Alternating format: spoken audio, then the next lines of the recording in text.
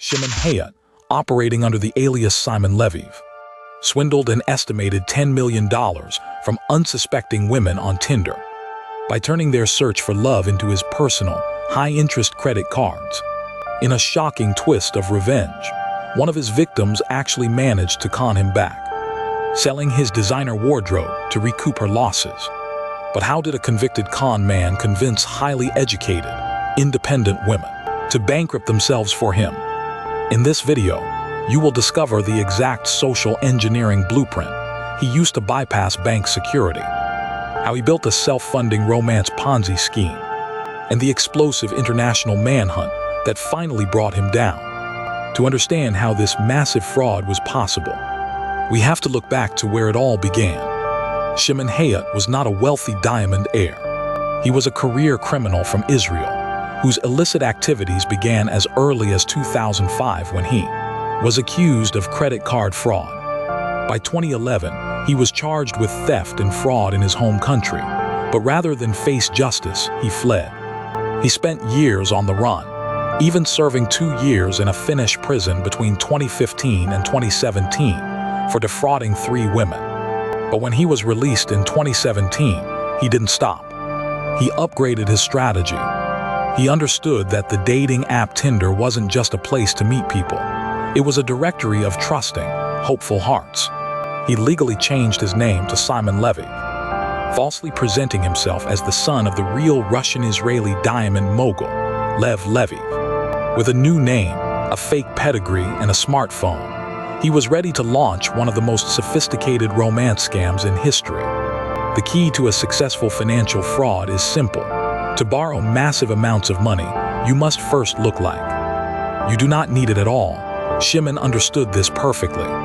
He targeted women across Europe, initiating whirlwind romances that felt like Hollywood movies. Let's look at Cecily F. Jelhoy, a Norwegian student living in London. When she matched with Simon on Tinder, she expected a normal date.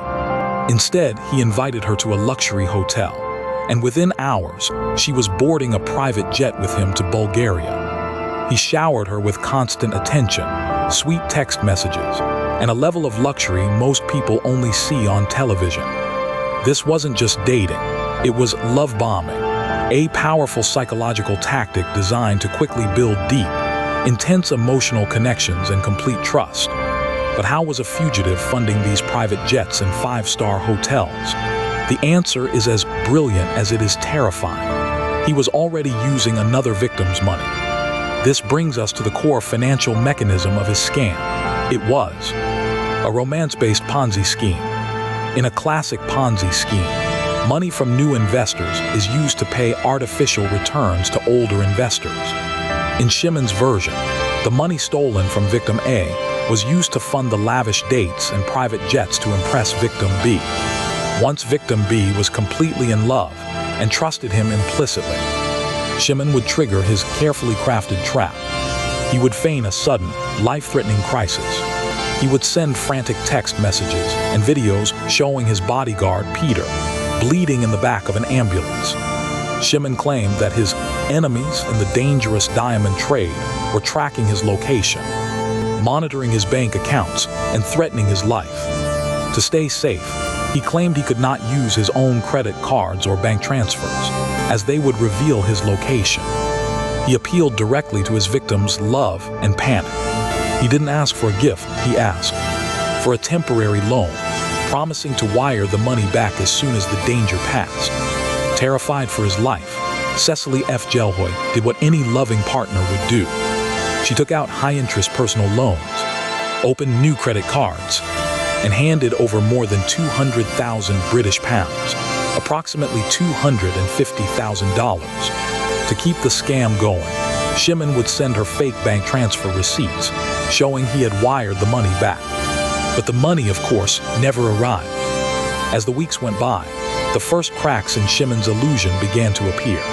The wired money kept getting delayed, with Shimon blaming bank security, administrative errors, or his enemies.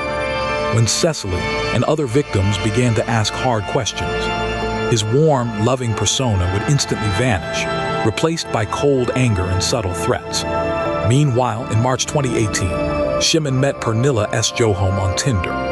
He didn't just scam romantic partners, he built deep friendships too. Pernilla saw him as a generous, wealthy friend who flew her to Mykonos and bought expensive champagne. But soon, the same crisis script was played on her. Believing her rich friend was in a temporary cash crunch, Pernilla lent him more than 600,000 Swedish krona, around $65,000. The victims were trapped in a state of cognitive dissonance. They had invested so much money and emotion into this man that admitting he was a fraud meant facing absolute financial and psychological ruin. What they didn't know was that Shimon's own father, Rabbi Shimon Hayut, was accused of aiding his son's cons by introducing him as Simon Leviev to help him defraud unsuspecting people. The house of cards finally began to collapse in 2019. Drowning in debt and realizing she had been systematically conned, Cecily F. Jelhoy made an incredibly brave decision. She took her entire story, including hundreds of WhatsApp messages and bank statements, to the Norwegian newspaper Verdens Gang, also known as VG. The journalists immediately realized the scale of the crime. They tracked Shimon's financial footprints across Europe, eventually flying to Sweden to meet Pernilla, who was devastated to learn the truth about her glamorous friend. When VG published their explosive investigative piece, it went viral globally. Shimon panicked, claiming to Israeli news that the incriminating voice notes and recordings were deep fakes designed to ruin him. But his excuses were useless.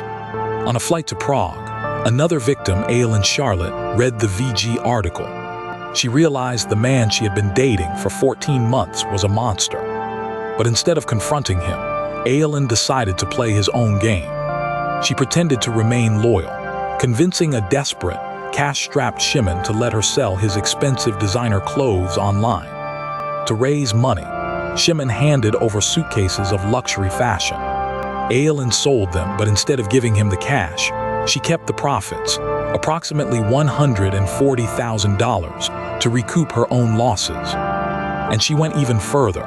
When Shimon fled to Greece under a fake passport, Aylin tipped off the authorities. In July 2019, Shimon Hayut was arrested in Greece and extradited to Israel.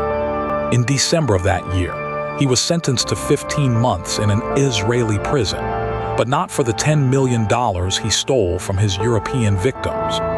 He was sentenced for his outstanding 2011 fraud charges. To the horror of his victims, he was released after only 5 months due to a COVID-19 early release program, immediately returning to his lavish lifestyle. While Shimon was free, posting pictures of luxury cars on social media, his victims were left to pick up the pieces of their shattered lives. Cecily F. Jelhoy was forced into bankruptcy and faced severe emotional trauma, betrayal, and public shame. The real Leviev family also suffered massive reputational damage, eventually suing Shimon for impersonating them. In February 2022, the Netflix documentary, The Tinder Swindler, directed by Felicity Morris, brought international attention to his scams, turning his victims' private nightmare into a global conversation. For some criminals, the thrill of the con is a lifelong addiction. In September 2025, Shimon Hayut's past caught up with him once again. He was arrested in Batumi, Georgia, at Interpol's request, accused of a new fraud in Germany involving over $52,000. It was a stark reminder that the mechanism of romance fraud is not a one-time event, but a persistent pattern of predation. Today, Cecily F. Jelhoy has turned her devastating experience into advocacy, co-founding Love Said CIC, to support other victims of romance fraud and push for systemic banking reforms. The Tinder Swindler didn't just steal $10 million. He weaponized human empathy, turning love into a weapon of financial destruction. As you navigate the digital world, remember, the most dangerous threats don't always look like monsters. Sometimes they look like everything you have ever dreamed of. If you want to explore more stories of financial collapses, frauds, and the people who fight back, make sure to subscribe to the Collapse File.